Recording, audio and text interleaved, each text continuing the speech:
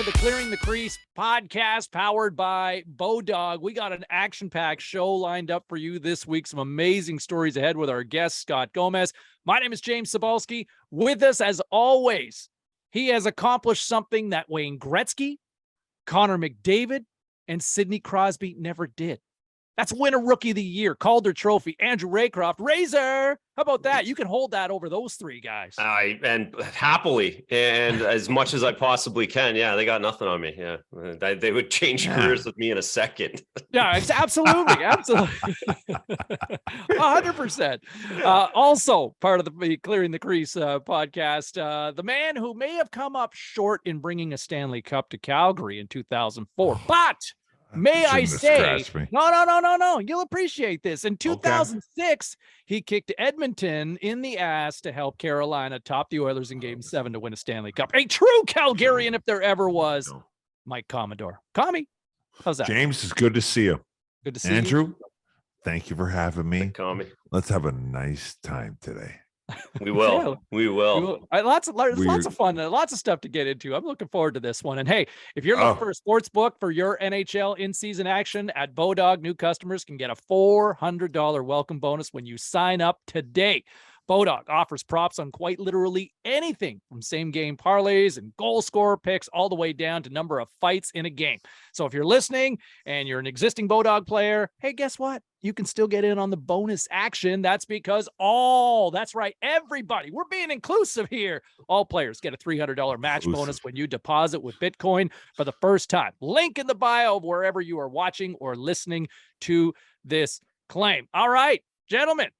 We are still standing after our first episode, so here we go. Episode number 2. Look, Mom, no wins. We're back. We're back. Exactly, Commie. We're back. Still standing. Staggering. We're on our feet. Shocking. I'm with you. So news this week, over the past week, comes down that the National Hockey League has decided to make it mandatory for future players to wear a helmet in pregame warmups. Safety first, everybody. Now, the rule will be grandfathered in. It will apply to all those players who entered the league in 2019-2020 season or later. So players who reached the NHL before get the hall pass. They are exempt to this. Gentlemen, I guess I'd be curious to get your reaction. You played at a time where buckets were still on the sidelaids, on the Razor, bench. go ahead. Mandatory. Right the buckets off were mandatory joke, when I played. But and go ahead. Sorry, Razor. No, it is. It is. Grow the game. Joke. Let the guys see their faces, the hair flowing. I mean, you watch any pregame show, the first people they're showing in warm-up are the guys without the helmets. Those are the guys that are getting on TV, are the guys without the helmets flowing around the ice. And listen, no one's falling on the ice in warm-ups. No one's getting hit in the head with pucks, like on top of the head. People get hit in the face off the bar, but you're going to get hit in the face with a helmet on or off. So no, I'm against this. I guess legality, I can understand the lawyers getting involved and saying this isn't a good idea, et cetera, but it's the National Hockey League. I mean, at some point you got to draw a line a little bit. James, I think it's a joke. And if I'm being completely honest with myself, if there wasn't like no bucket warm-ups, I'm not sure if I would have been able to stick in the league, to be brutally honest. I might have been kicked out. I mean, the hair wouldn't, the throw wouldn't work. Throw would be done. Yeah. Razor, the throw would be done. 100%. Put a fucking helmet on it. Yeah, it wouldn't even recognize you in Cowboys. It would have been fucking over and done. I think it is like, every once in a while, like Razor said, how many times you get hit on the top of the head? Like literally never. Yeah. Yes, okay, every once in a while, there's maybe some coming at your face. But in my opinion, what is that? Once every, I don't even know, couple thousand warm-ups. That's soft. I think the league's getting a little softer, and this is kind of and keep this in mind. I did agree with the visors. I think the visors, I like that, but I don't like that shit in warm-up. That's a joke. Well, I'm okay with the visors too. You know what? I'm fine with the visors. Yeah. I always voted check for yes. I'll check it off. I think you can't You can replace your teeth. You can't replace your eyes. I totally understand the personality. Like Razor, your point about the personality, 100%. And I've often said for years and years covering this game, you've got to embrace the personality, and the league is starting to take that step in the right direction. For so many years, it was all about team, just be a homogenized individual, don't have personality. It was so few and far between. Commie, you're right. That glorious flow would probably have That was nice. Never have been as spectacular as it was, watching it roll out on the ice. But I would also say that, when you guys are in prime years as players, right? And you think back to that season that the league canceled a whole year, right? They canceled when the NHL resumed playing.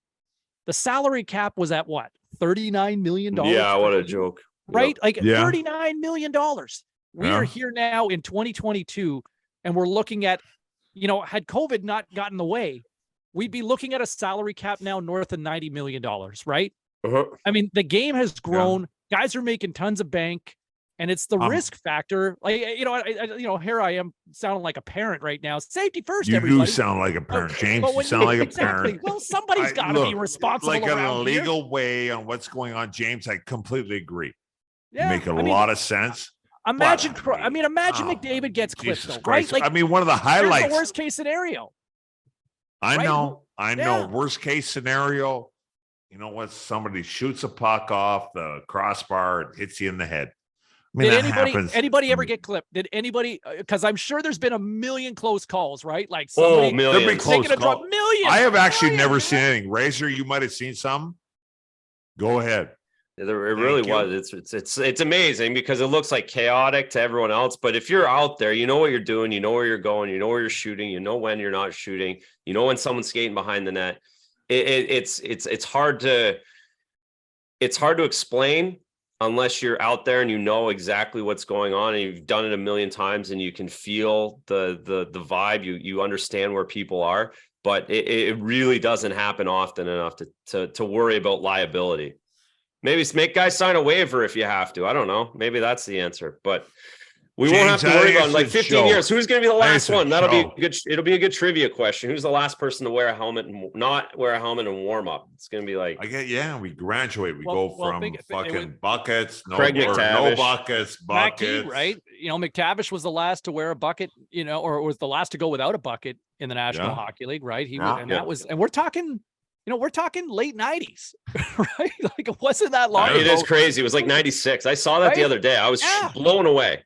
No bucket. You look at where we're at right now, 2 Canadian teams just absolutely reeling to start the season. So let me throw this out to you. Who would you sooner trust behind the bench right now? DJ Smith in Ottawa or Bruce Boudreau in Vancouver? Who would be the one you'd stick with? Well, go ahead, Razor. I think, the guy, DJ Smith has got to be gone. No, I get the Boudreau thing. He's on a 1-year deal. He probably is going to get fired first because it's a 1-year deal. There's nothing going on after the season. They can get rid of him. He's a dead man walking at this point. But the hype that I heard about the Ottawa Senators going into this season, how they were going to win the Stanley Cup and they were going to win everything. They're going to go on and they're going to be the best team that anyone ever saw in Canada and in this division. And they're nothing. They're exactly the same team. Claude Giroux comes in. They're exactly the same team. They get new goaltenders. They're exactly the same thing. And I just can't imagine they'll go too long without firing the coach because you can't fire the 20 players on the ice. I am looking at the Eastern Conference standings. The Bruins are up top. And I'm sitting here and I'm looking at the Senators. Now, look, I heard Bruce Boudreau is a nice guy. He's like a guy you like to have beers with. I never met him. DJ Smith, I have no idea. So I'm not even going to comment on that. But I'm sitting here looking at, we got the Ottawa Senators that are 17 games played. They're 6-10-1. That's trash. But goal differential, they're -3, which is, if I'm going to go against Razor a little bit. I like that take. It's a good argument. That's real stats. Razor. That's real numbers. I didn't think about it. That's good. I'm impressed. You're swaying it a little bit. I'll tell you what. Hey, I'm trying to impress Razor because he thinks I'm not sure. He's like, he doesn't fucking pay that. But I'll tell you what. I think this is a joke. I think it could easily be no bullshit. I mean, it could easily be 6-10-1. Let's not go crazy. Let's go even with one time. I think they're gonna have a little comeback. Well, Talbot's finally Talbot's been healthy now, and he's And with Talbot, I mean, here's the one thing. We'll talk to Razor about it. I have no idea. Seems like good dude. I mean, Talbot ain't more Martin Brodeur. They're playing fine. Yeah, I mean, Gustus or Forsberg's had the bulk of the work, and it just hasn't necessarily parlayed into success. I'll tell you what, stop the puck. Yeah, well, tell me this. Like, I look at when you're a team that's rebuilding and you bring in a new head coach, especially for those first few years, right? I mean, I think as a coach, you're probably trying all you can to get the most out of young players to compete and to get a team that is expected to be right near the basement to compete each and every night. And I think DJ Smith certainly made the most of his opportunity through those first few years. But in that role as a head coach, you guys have obviously been on those teams and been in those rooms. But to me, I look at that role as a caretaker, right? Like, you are essentially a caretaker or a placeholder for the coach that will ultimately take it to the next level, right? Like, outside of John, like John Cooper's done a remarkable job with the longevity that he's had. But to me, there's a certain 100%. Point where I think you lose the voice, right? Like, he has longevity because he won. And I love John. Don't get me wrong. I'm going to say it right now. I'm sitting here looking at that fucking stats right here. This is like not a bad team. Yeah, they don't know how to win. They're trash. They're trash at winning, but they're young. Man, look, I want to pump not even my tires, but we got some North Dakota guys in there. Oh, that's what it is. I just figured it out. Fuck you, Razor. The Pinto. Oh, the North Dakota. That Pinto. Hey, the Nodak. Here we go, Nodak. Yeah. Oh, Joe. I'll tell you what. Here, I should have known there was Bruce Boudreau, I heard, is a good dude. I heard he's like, I'll tell you what, when we finally get together, James, when we finally get together and have some beers, where are we going? Vancouver or wherever I've been hearing lots of different spaces. Wherever Razor can go. Vancouver, I've heard wherever we can go. Wherever we have, you know what? Bruce would be a nice guy to have it along. I heard he's a good dude. I heard DJ's like, I don't know the guy. I wouldn't know if he walked in the door. I heard he's a good dude, but I heard Bruce is better. But I like Ottawa's team way more than Vancouver. Vancouver can't defend. Vancouver's trash. They can score. They're trash on the back end. Oh my God. I think I could fucking play there. It's an absolute mess on the back end for sure. I mean, I believe in Thatcher Demko, and I think he could solve a lot of problems. I agree. I agree again, and I think that's the one thing that Vancouver has that I don't think Ottawa quite has going for them. But I would say in terms of roster construction, give me Ottawa's over Vancouver. Yeah, well, that's why you got to get rid of the coach. That's my reason. 100%. No, I agree. Couldn't agree more, actually. What do you think, Racer? You were a fucking goalie. What do you think? Demko's should be better. I think Demko's good. I mean, yeah, he should be. But he's playing behind is trash. Playing behind that D that has no chance. Trash. Yeah. They got a lot of work to do back there.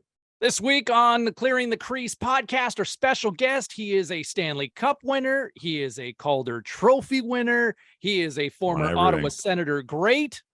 How many people say that? It's Scott Gomez. Scotty, thanks for doing this, man. Yeah, no problem. Thanks for having me. So New Jersey, New York, Montreal, St. Louis, Ottawa, Florida, San Jose. Between Razor and Commie, I think we might have the entire league covered here now. But is there one spot you are least remembered for? Oh, I'm sure no one knows about Ottawa. I don't even know what the hell I was doing there, to be honest. Actually, I didn't even know about Ottawa. Yeah. I played in Ottawa. Nobody knows about that either. I was, were you in Ottawa? Exactly. Yeah. No, it was like, it was basically a scene from Major League. I was playing in Hershey, was enjoying it. They were treating me well, but it just was kind of like yeah, I'm kind of done with this. It's been a hell of a career. I'm fine.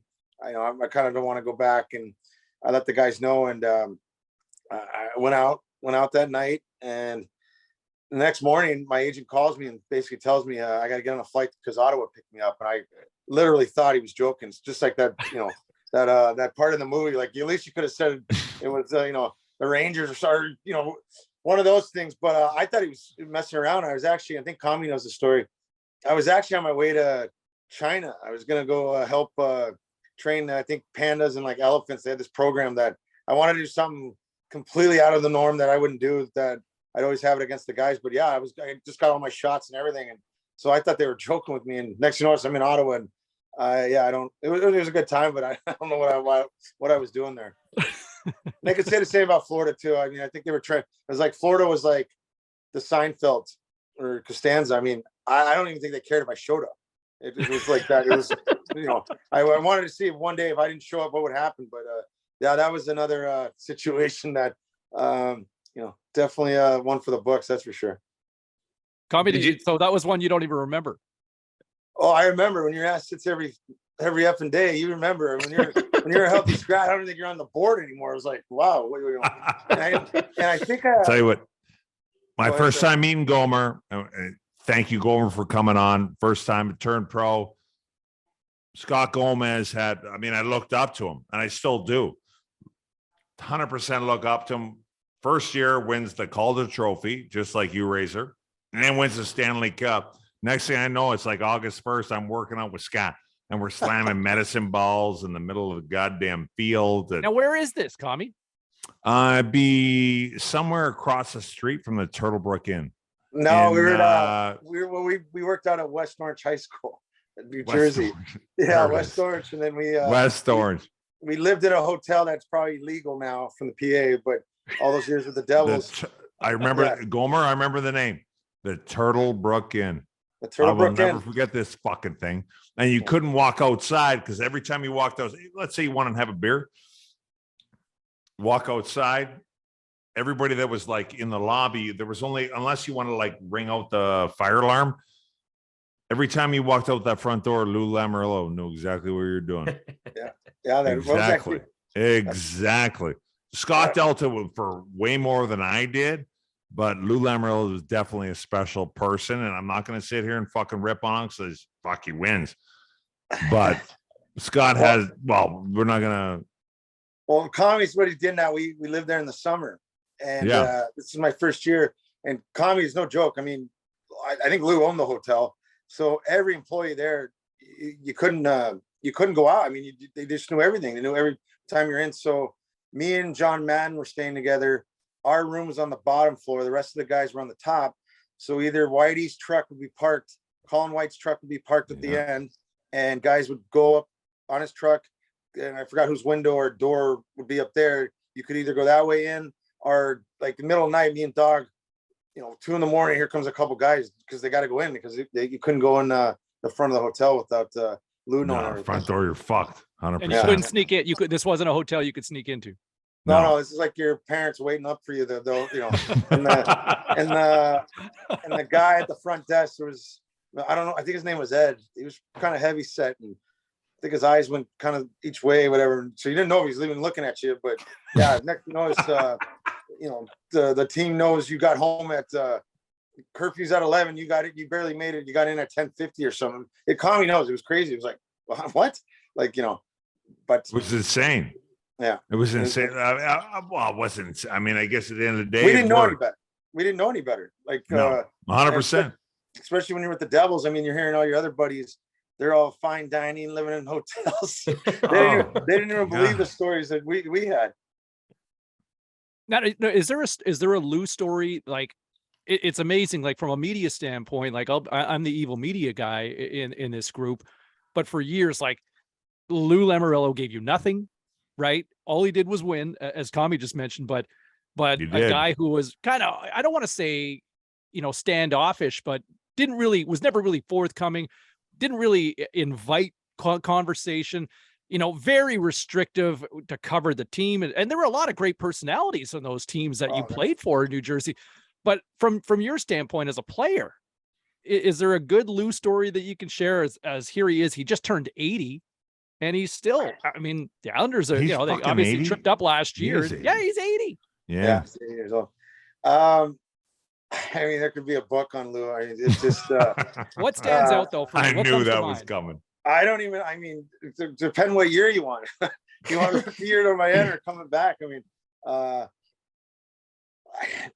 I guess Ken Danico was bringing this up, and I don't know Lou would admit this, but Dano was there. So Ken Danico was in the room when this happened. I get there my second year, I'm 19. So I should have made it my 18th year. I'm still pissed about that, but they didn't know what to do with me. Like, I think they had that rule where they got to keep you 10 games or something happens. Otherwise you're out. Yeah. Back. Yeah. to So now I junior. got my name on the so now I have to go to Jersey 9 weeks early. And I remember getting out of Newark. It was like 95 degrees. I couldn't believe people live, you know, I'm not from the East Coast, so I couldn't believe that. To take a car, they take me to South Mountain, about 20 or 15 minutes from Newark.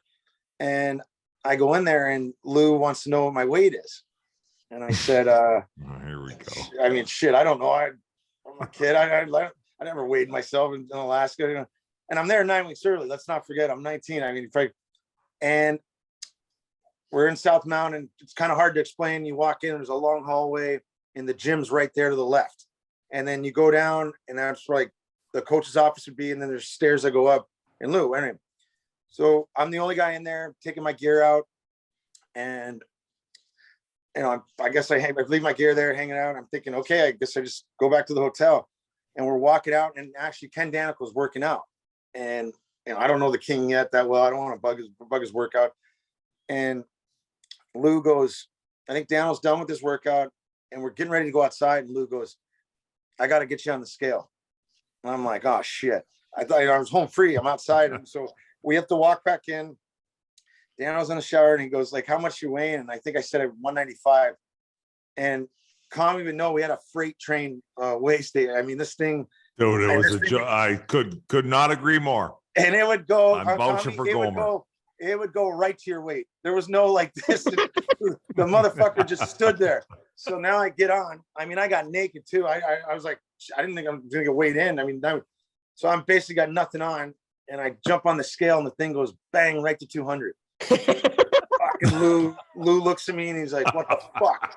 He's like, "I thought you said you were 195." And now I get off the scale, and I think I kind of kick it, you know, like I get back on it, and I'm just holding my breath, and bang, thing goes to 200 again. And Lou just starts motherfucking me. I don't even like, this is like kind of one of my first times with him. Like, holy cow, they ain't lying about this guy. And he goes, you know, you told me you weighed this and whatever. And I said, I was, we're at home. I was saying I was weighing 195. And he says to me, he goes, I'll get any fucking scale you want. And I said to him, can you get the one back in Alaska? And he'll never admit that. With fucking Ken Danico. You asked Dano was in the room, and Dano even like told me, he's like, I had to come out. I could not believe this kid just said that. Like, well, you know, what are you gonna say? Like, you know, it was 9 weeks, but yeah, you got a introduction to Lou right away, and it was wow. I mean, you know, your agents and everyone were lying. This guy is scary when you're that age. But yeah, so that's one of many, I guess. And it's amazing. Like, you look at the lineage that Lou has. The people. I mean, Brian Burke's a disciple of Lou Lamoriello, right? George McPhee. I think Ron Wilson might be part of that. Like, it's just amazing, the hockey lineage over the years. Here's how you know that the respect those guys all still have for him is we were playing San Jose with the Continental my rookie year, and I kind of know Ron Wilson a little bit, I guess. And he's like, his coach here. And I'm like, well, fuck, no one calls Larry that. Or I think Robbie might have been still. I was like, yeah, let me go get him. And then he's like, no, coach. And I'm like, well, who are you talking about? He goes, is Lou. And I said, yeah, I think he's in the room. Ron Wilson was wearing like jeans, and he's like, well, hold on. He had to go change to get back in his like coaching offer. Like, he didn't want Lou to see him like at the rink with jeans. Yeah, something crazy. And like I said, I'm a kid. I really don't know that. I'm like, wow.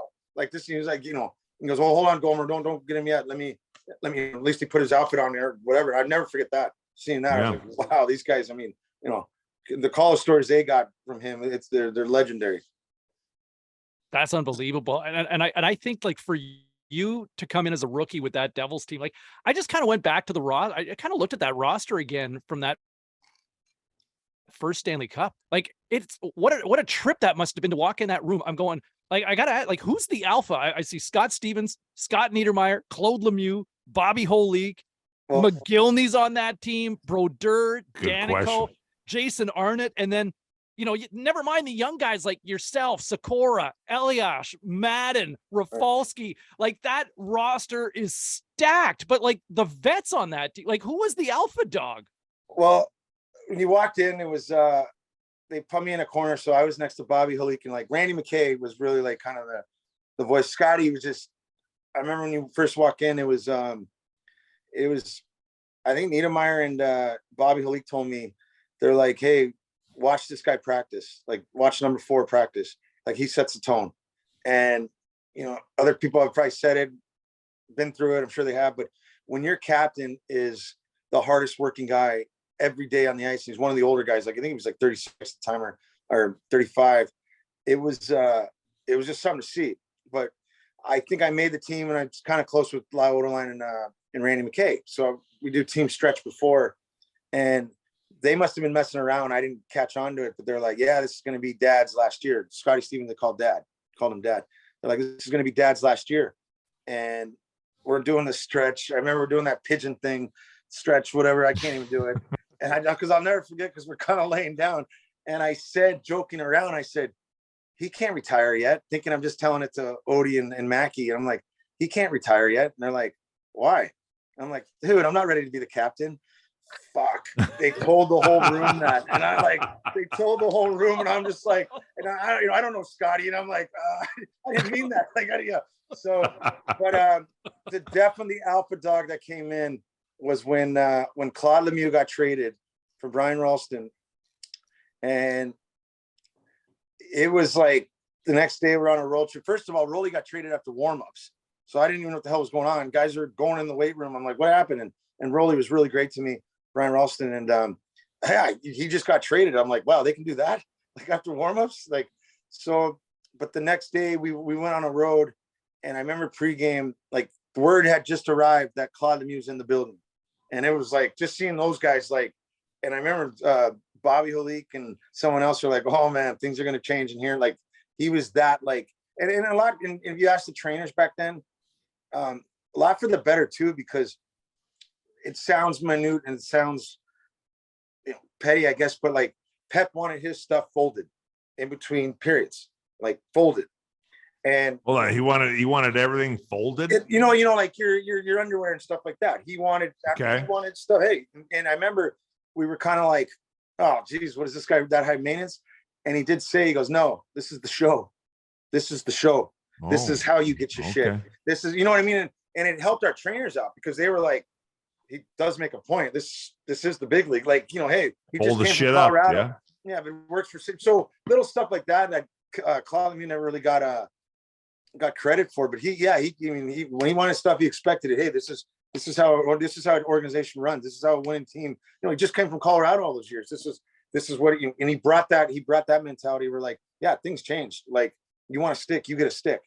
Less, you know, trainer when Commie was there, like to get a stick sometimes it could be hard. Well, now that Claude Lemieux's there and I had to play on a line with him, you know, I'd be like, hey, I can't get a stick. Oh my God, he'd go over to the trainers and just rip them an asshole. Oh yeah, he's sitting right behind him, like, I didn't know he was going to say that to you. Yeah. See, Commie, look, you know, Claude Lemieux taught us to fold your shit. You just basically introduced us to pack your shit. Pack your shit, fold your shit. Hey, I tell you what, Claude. I'll tell you what, the guy's a fucking winner. There's no doubt about that. Yeah. And obviously, Gomer took a bunch from him. Oh man! And bringing a bunch from. I heard he's a dick, but I heard he's actually a good guy. And you can off air, we can talk about it. No, he's one of the best. He's one of the best. And you know, one thing about it, he is who he is, man. If you're going in, he's one guy that it is true. Like, you got to go play in a Stanley Cup game, or you got to bring some with you. This guy backs it up. Like you know, we've all played with a lot of guys that would talk it and do their thing. No, when Claude Lemieux said it, he would go out there and and actually do it. Yeah. And do it. And I mean, it's just, but yeah, he was a tough guy to play with. I mean, there's no doubt about it. Me and Brendan Morrison were his whipping boys for a long time. And oh man, I mean, there's just beyond stories with that guy. I mean, it's just people don't realize how big he is. He's a big guy. So this guy was intimidating, and he thinks he can sing. He thinks he can he's one of those French guys that thinks he's got a voice. Oh, so I didn't know that. We all do. Oh, yeah. So he I don't. When I was when you're a young guy, you got to bring the music in. So that's when burning CDs, kids wouldn't even know what that is. You had to burn a CD and you'd have to make sure all the guys, had it. Well, Claude Lemieux wanted Islands in the Streams by Dolly Parton and Kenny Rogers, I think. Yeah. Oh, so I put it on the CD. I play it on. First guy walks in, and Claude Lemieux, I never forget, I'm just watching him and he's taping his stick and he's singing, Islands in the Stream. That is what, he's actually thinking. First guy walks in the room, Gomer, what the fuck is this song? And I'm like, going right, yeah, it's this song. And then the next guy would be like, oh yeah, good tune. This is a good tune. That's how intimidated guys were. This guy, no one, So yeah, it was always an adventure with Pep. That's for sure. Razor, who was the singer over your years? Who was the one that always stood out that thought that they were? Oh, Hal Gill, Skillsy. Yeah, Skillsy wouldn't stop talking or singing. It was always him dancing. The big man can dance. He's got good rhythm. Actually, he can move around. Right.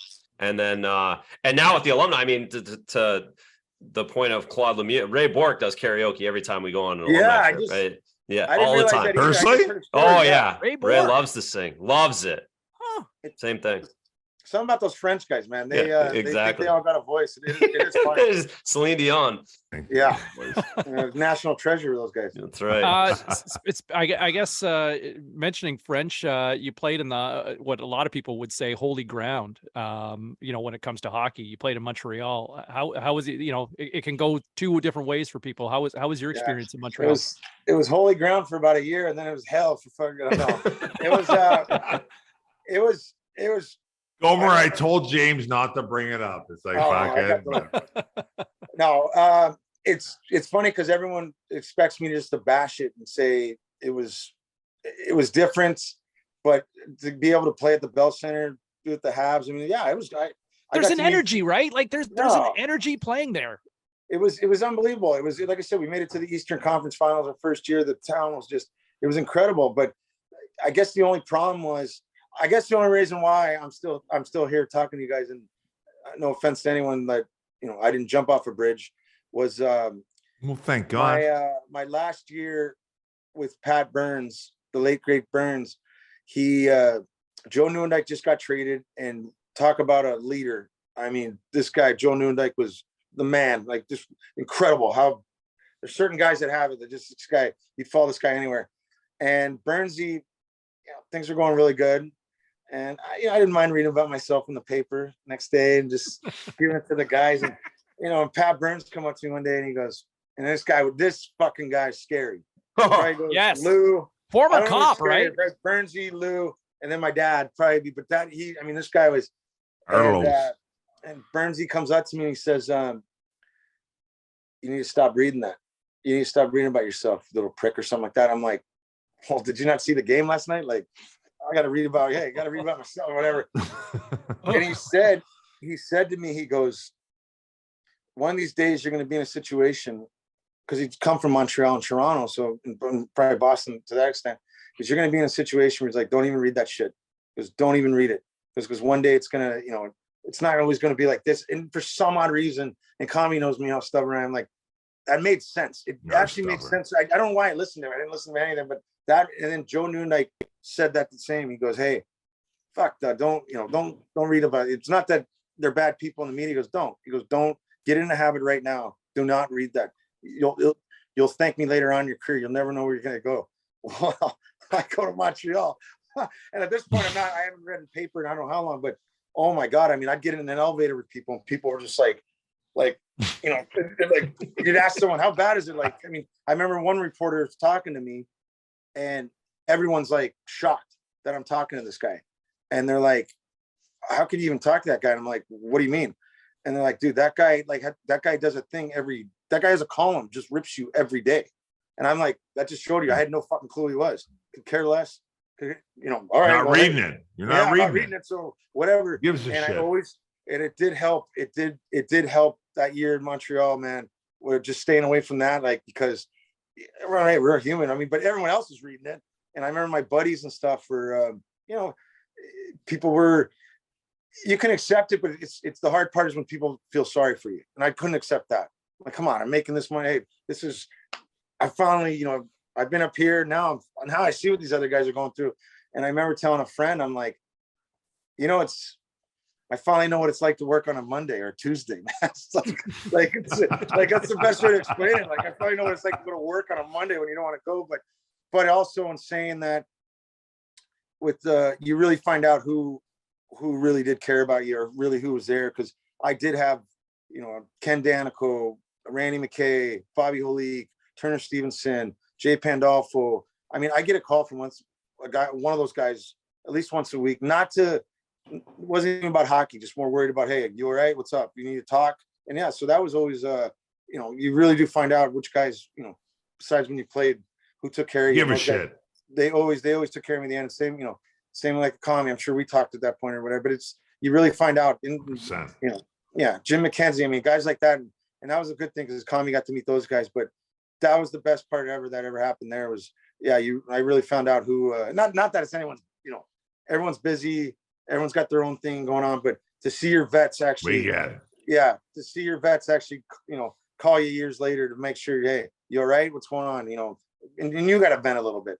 This is what's going on. I can't say this, but yeah. So it was, made me a better person, I guess. But man, there was some cold, lonely days in that place. But you know what? But I would say this, Scotty, like, and Razor, you can probably speak to this. You played in a couple of sounds exactly the same.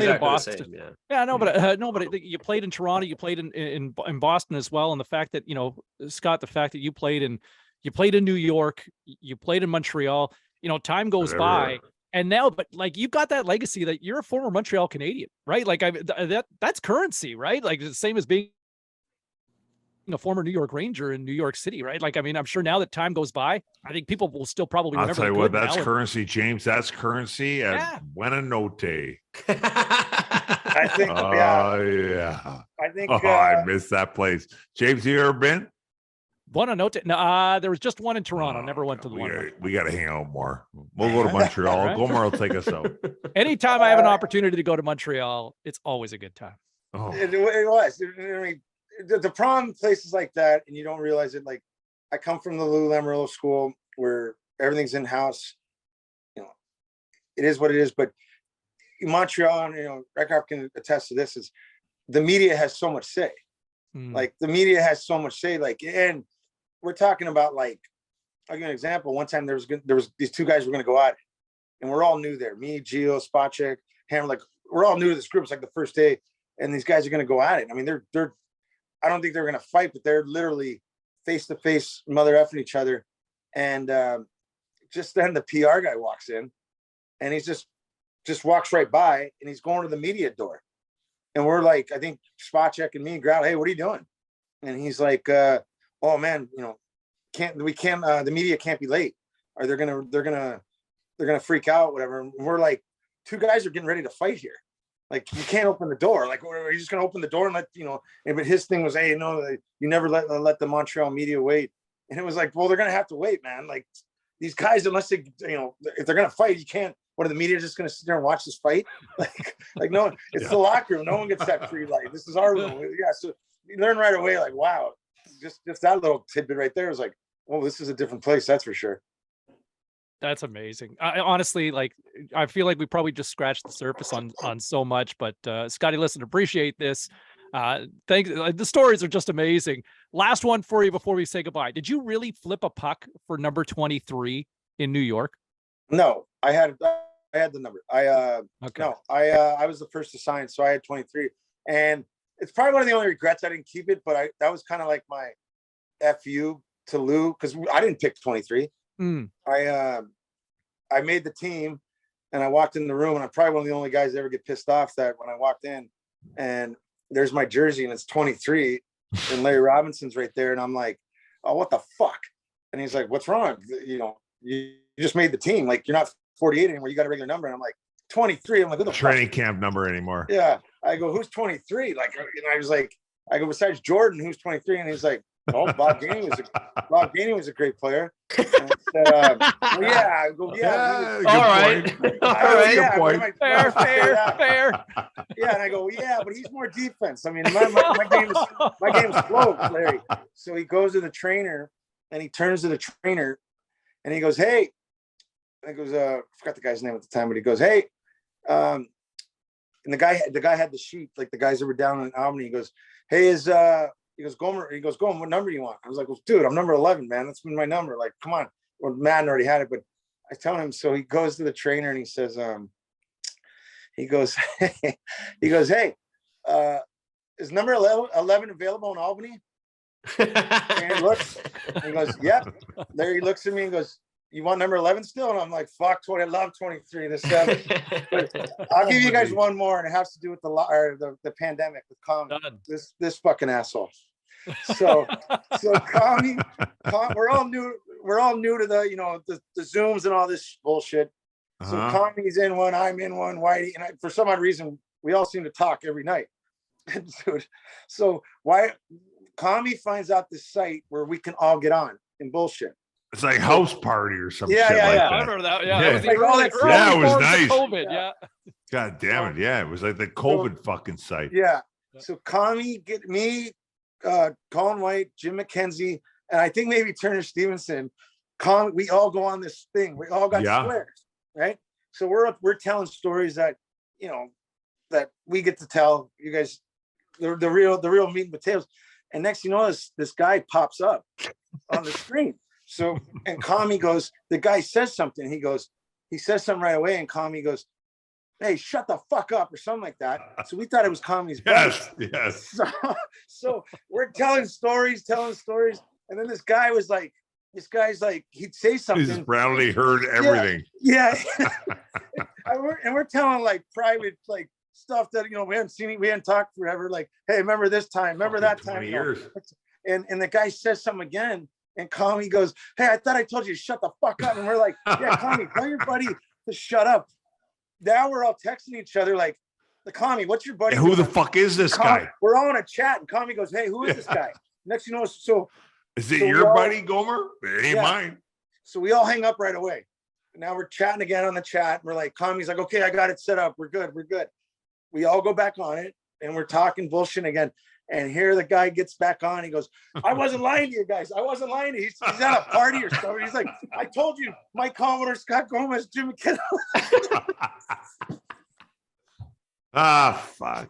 God damn it. Commie. Oh, we're on motherfucking Commie for so long. Shit.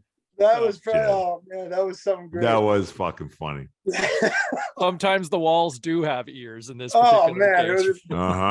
And then the conversation afterwards was like, we've all had a couple. Let's put it that way. I was horrified. Yeah. Homer, I was horrified. I'm like, oh my God. No kidding, Jimmy, right? which I talked to. I mean, you and I keep in touch. Colin White. I mean, I haven't talked. I mean, it's not like a regular thing. So 3 out of the 5 guys it's not like regular. So I'm horrified. I'm like, oh my God, got some asshole from fucking Western Canada that's fucking lighting this shit up, talking about God knows what.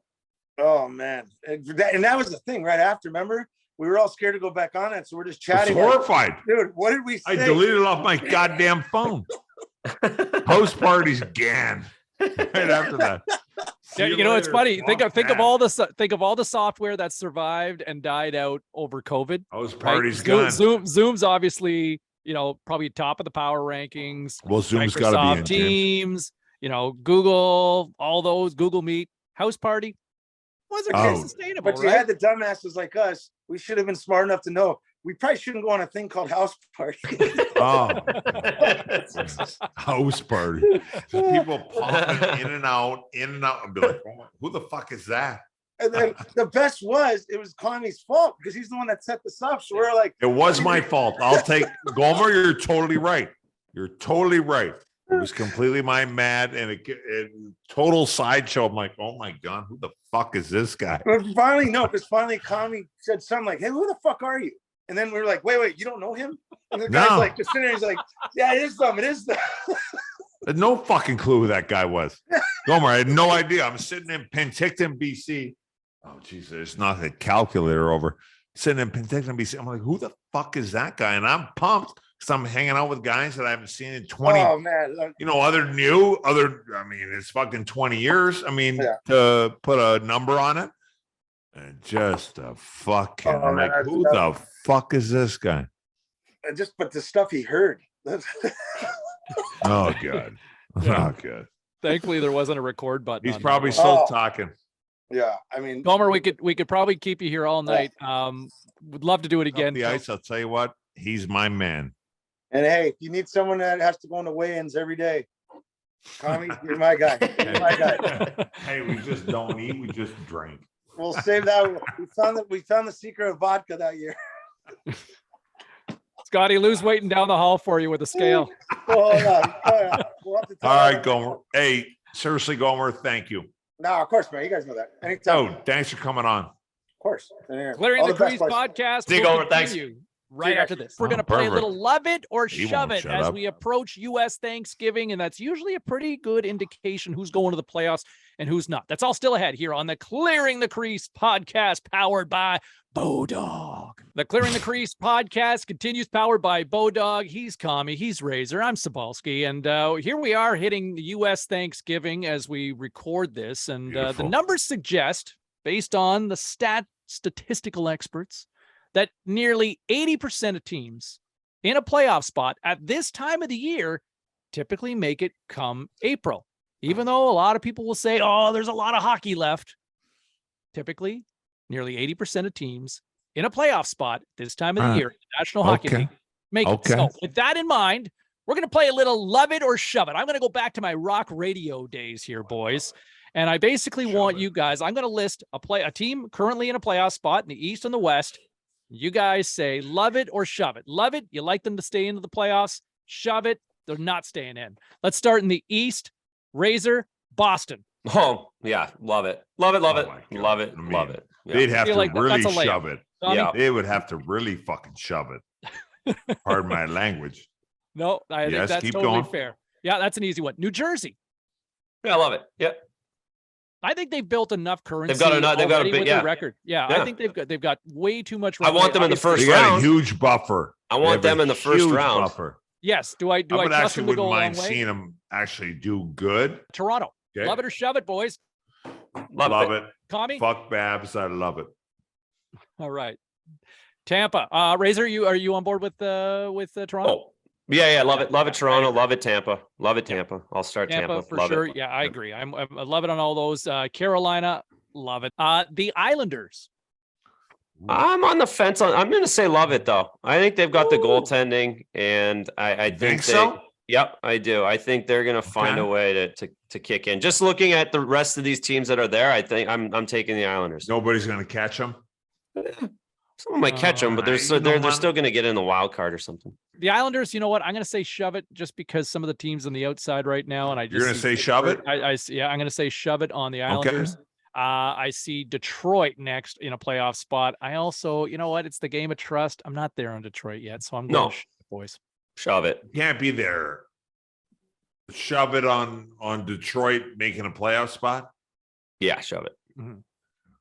I'll tell you what. I think for a future episode, I think Detroit might get it together, but not this year.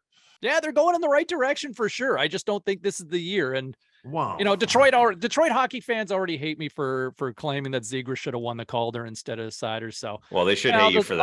I'll just stay par for They're the like, they're you- always just because gonna he's hate got you. just You because you gotta have just- him on the wall James, back you there gotta doesn't shut mean that that shit down. That's not my guy. biased. Sit You're not down. biased Cover at boy. all. There it is. Cover Not boy, biased that's at all. that's the EA Sport. Hey, by the way, check out Black Friday savings. Great opportunity to pick up NHL 23. All right, the Rangers also in a playoff spot. I gotta say, love it on this one, guys. Love it.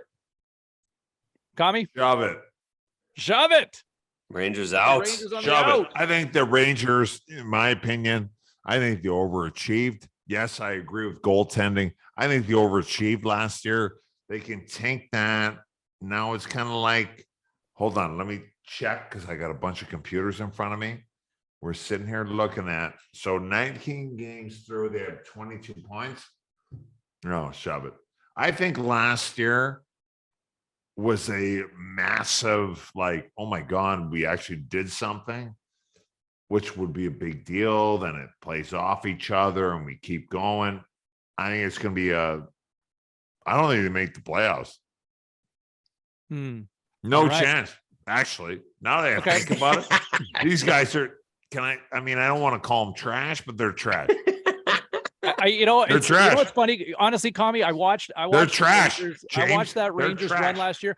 You know what? I don't want to go as far to say they're trash, but I will say watching that run last year felt a little bit like fool's gold for me, where if Sidney Crosby doesn't get hurt in round one in that series, Sure, the Rangers are gone. The Rangers are gone in that Pittsburgh series if Sid doesn't get hurt. Now, shoulda, coulda, woulda, ifs and buts, candy and nuts. We'd all have a Merry Christmas, but the Rangers were dead and gone in that series. And now Sid we're got talking beat in about, 87. I mean, I heard, Anyway. James, I heard like before the season started, like the Rangers are going to win the cup. Rangers are going to win I'm the not cup. going there. Are I'm you not going fucking kidding me? The Rangers I wouldn't be are gonna opposed to win the going on a cup. trip I'll to New tell you York what, City, but the Devils are fucking lapping them now. 12 games in a row. Nobody saw that coming. I totally agree. These guys are a mediocre team with a great goalie, and he better play great. He better play great, because if he doesn't, they're very mediocre. hey, just quickly. I mean, they're not who trash, had the Rangers but being the they're third best team in not- the tri-states, right? Who had the Rangers being the third best team in the tri-state area to start the season? Hey, I'll tell you what, James. Actually, you're right. I think it's the Devils. I think it's the Islanders, and then it's the Rangers. That's fucked up. Okay, let's go to the West. Vegas on top right now. I feel like just based on they're healthy, the firepower, love it. These guys are going to be in a playoff spot. Yeah, Well, I yeah, fucking yes, they hope are. so. Yeah, love it. Sorry, love Razor. it at this. No, you didn't jump. You're good. This is the point. Yeah, love it. I do think in the West there's going to be way more movement. I think there's 3 teams outside looking in. They're going to be grinding, but Vegas is good, so we'll keep going here. I'll pick one of those. Commie, Dallas. Dallas has a veteran team with a actually excellent goalie, and Razor can talk to that 100%. But the kids have taken over. Like, that's the thing. The kids have replaced the vets now. Like, that's this why Robertson Dallas is guy coming, keeps right? scoring. Robertson, I love Heiskanen. You've got a goalie now. Well, Heiskanen, Razor. Heiskanen has been the best D-man in the league for like 5 years. I know. He's sick. And DeBoer, new coach. God. Jamie Benn, say again. He's got those guys going. They're good. Yeah, no, okay. I would love say it. if I'm just going to sum it up, James. Are you still on the fence about Dallas? No, go ahead. I think I'm going to lose a lot of money. I'll tell you what, it was my bad. I thought they were going to be trash. I think I'm wrong. You know what? You got to take it every once in a while, James. It's all right. It's all right. I thought Jamie Benn was trash too. I told right to his face. Right to his face as we're drinking him beer. Oh, that's why he's playing so well. He's sticking it to you. And you motivated him. Great. You motivated him. I'm like, hey, look. I go, look, it's over. Look. At his Hall of Fame speech, and he goes, I'd just like to say, I want to give a special shout out to Mike Commodore, who really gave me that second lease on life. And all right, Dallas, we all love. LA. I was shoving them early. I love them, and they have bad goaltending. And they still find a way. I love them getting to the playoffs. I don't love them, but because I don't like the goaltending. But they're finding ways, and similar Doughty, Kopitar, these guys, they get into the playoffs in my view. Okay. Commie, love it or shove it on LA. Shove it. I actually think they're going to be okay. You said earlier a couple weeks ago they were going to be good, and I was on the other side of it. They're going to be good, and I'm on your side now. So you flipped me. There we go. Yeah. Hey, it's funny. Jonathan Quick. Yeah, Jonathan Quick hasn't been very good to start the season, and yet they've got firepower. Like that team has nicely retooled. All right, let's keep grinding here. After LA, we've got Colorado. I mean, that's a layup. Love it, love it, love it. Yeah. Okay, move on to that one. Don't even The ask. Kraken. The Shove it. Kraken. The Shove it. Kraken. Yeah, I'm Shove with it. it. Shove it. Yeah. The game of trust. Not there yet. Winnipeg. Shove Now, it. this is an interesting one. You're going shove it. Ooh. See, I love the bounce back right now. Which from Connor one? Hellebuck. I don't think it's sustainable on his part, and Ehlers going down for the next 2-3 months is going to obviously hurt. What's he I doing? think the Jets are going to push back this year. I'm going to say love it. I'm going to go with you, James. No, you guys. I'm loving it. Western Yeah, Canada. there you Western go. Canada. Oh, you mean bias. asshole? Western Canada bias. This is just Oh, Raycroft. Winnipeg go. Central. You Let's and let- your anti-Canadian Hey, I'll tell you sentiment what, here, I'm- Razor. I'm No, gonna love I it. said They are Western way Canada, better not than this. Eastern Canada is different. Western That Canada. sounds like anti-Canadian to me, man. Oh, yes, that's right.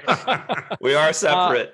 All right, you got a chance to redeem yourself here. Edmonton, love it or Yeah, shut it. see, there you go. Love it. There you go. Love it. There's my. I love. Yeah, I love it. Yeah, love Jack it. Campbell didn't work out, but I Jesus. think we Is I it think my Connor turn? McDavid can still. Stuart, Did you see that?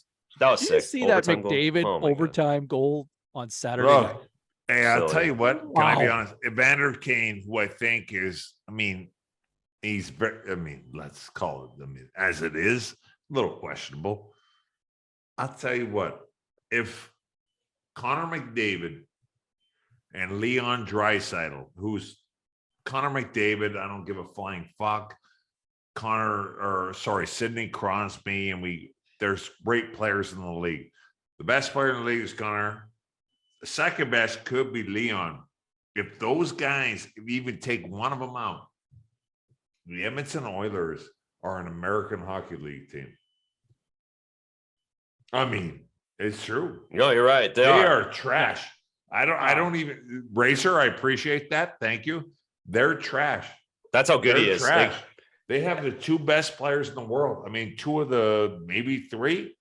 Maybe four if you want to And push McDavid's it. not even close anymore. Like we can't have. He's got to just. Not even given the close. heart. You're It's right. not even close. Like Not it's. He's in his own category. He's going to get 150 points. Oh, he is. I said that a couple weeks ago. You've said it 4 times on our podcast. No, we're I gonna did. keep going in the I vault on did. that one. Yeah. I'll tell you what, We've only got 2 episodes. That and he's team already is dropped trash. that 5 times. it's trash. St. Louis, they're on a heater now. They've really bounced back in a big St. way. Louis will come back, I think. Yeah. Let her shove it. What did you say, James? You say trash? I'm going to Probably say I said love trash. it. No, you know what? I'm going with the game That's of okay. trust. You can say I trash. think I said this a couple of weeks ago that I wonder if that window has kind of expired for that team as a core. No. But I would say that they've clearly shown that they've got that way. They've got that mindset to win. They have clearly come together as a group. And James, what if I told you that, and I'm not bullshitting you, what if I told you that I might be doing a little player development for the Blues? Now, then I would say shove it on St. Louis. it's actually true, but yes, I love it. No, it's fire Yeah, sale. you're done, Commie. Fire You can't say it. You got nothing. Just Give leave it, it. everybody. Just leave it. All right. Oh, Okay. shit. There's our love it or shove it. Time for the parlay of the week here, presented by BODOG. And here's what we're going to do. We are each picking you what you were going to do. We're each picking an underdog for you to go play on a parlay for all these 3 teams to make the playoffs and pay off in a huge way. So Commie's going with Calgary because they're right now on the outside looking in. Take them to make Fucked the playoffs. up, yeah. Yeah. I am. Razor's got the Preds Yep. to make a playoffs. They're right now treading at Pretty 500. good call. There's still a They're lot of taking talent there. Winnipeg's spot. And last but not least, also on the outside looking in right now, and it's still early, the Pittsburgh Penguins. To me, Sidney Crosby looks great to start the season, great. and Sid and Gino, they will not be denied come crunch time. So there's your 3 picks right there on that parlay. I want you to get fired up for this because it's our fan question of the week, and we will do this each and every week. Questions. We'll put something out on social media. If you respond to the video asking a decent question that Commie and Razor want to answer, you can win an NHL jersey courtesy of BODOG. So the winner of this Shit, week's it'll be worth jersey comes $50 from at least. Charles at McGinty79, who asked this, Commie. Okay. Will you ever forgive Babs if he makes a public apology? Give us Babs? the backstory. Mike Babcock, will you ever forgive Mike Babcock if he makes a public apology? That's what Charles wants to know on Twitter. All right. Charles asked a good question. He did. Look, At the end of the day, we're human beings. Look, I don't want to get into it and what I believe in. I'll tell you what, that guy is a and at the end of the day, I just want to make it clear. We have to be forgiving. Time goes on. If Mike Babcock, good question, James. If Mike Babcock went on, I mean, he's not coming on this podcast. That'd be a fucking. If he came out and said, you know what, my bad. Here's what I did. Here's what happened, and apologized a little bit. I'm a forgiving human being. So I'd say the chance of it happening is 0. I mean, you were really the first to kind of call out his behavior in terms of how he acted, and then it really kind of got exposed with Mitch Marner and his time in Toronto. God, James, but you were the guy who first called it out to say, like, look, he did not. It ended up being very well. James 100%. I was actually 100% action. Like Chris Chelios messaged me about it. I'm like, man, I'm getting fucked up in Carolina. I got to crank the horn. And it ended up being a thing. You know what, though? I love 99.9% of the coaches or people that I've been around. I love that guy's a scumbag. Charles, all you got to do, shoot a DM to @BODOG.CA on Twitter, and you can claim your prize of a jersey. Great question. You certainly fired up Commie, and that's what we love, fired up Commie here on the Clearing the Crease podcast. Hey, listen, we got to get out of here. Hey, just a reminder, all you got to do, look for the video when we're asking you for the question of the week and reply to the video wherever you are watching it. Ask your question, and you can win a free NHL jersey courtesy of BODOG. Speaking of BODOG, if you're looking for a sports book for your NHL action this season, new customers can get a $400 welcome bonus when you sign up today with BODOG. BODOG offers props on quite literally anything from same-game parlays and local goal scorer picks. Yeah, man, I hear you. All the way down to the number of fights in a game. If you're listening and you're an existing BODOG player, you can still get in on the bonus action. You hear that, Commie? Even you can get in on this. Oh my all God. Players I'm get getting a in. $300 I just opened up an bonus account, James. when you deposit with Bitcoin for the first time. So you can get all your crypto action, Bitcoin, make it happen. Link is in the bio of wherever you're watching or listening to this claim. That's it for us. He's Mike Commodore. He's Andrew Raycroft. He's Commie. He's Razor. I'm Seaball. We will talk to you next time on the Clearing the Crease podcast powered by BODOG. See ya.